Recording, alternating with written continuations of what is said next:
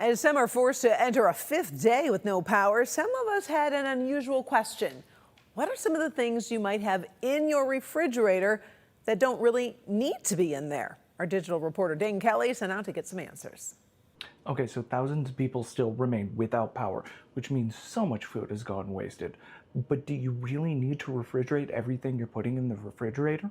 In some cases, that might actually be making the food worse. For things like tomatoes, the cold dulls the flavor and kind of messes with the texture. Bread goes stale faster in the fridge. It's something about how the carbs, sugar, and crystallize.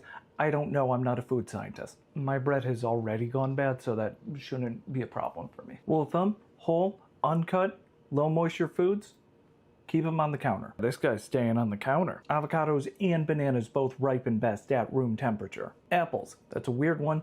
They can go in the counter, they can go in the pantry. They do stay fresh longer in the fridge though. Onions and garlic, no, you don't need to do that. Ketchup, hot sauce, soy sauce, barbecue sauce, mustard, mayonnaise. After opening them, put them in the fridge. I know diners and Coney's and stuff, they have like the ketchup on the table, but they go through it so quickly that it doesn't really matter. Soy sauce is one that surprised me. Honey lasts forever in the pantry. Pickles, jams, jellies, olives.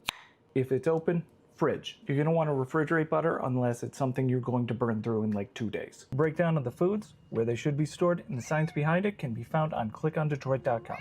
He wanted to be involved.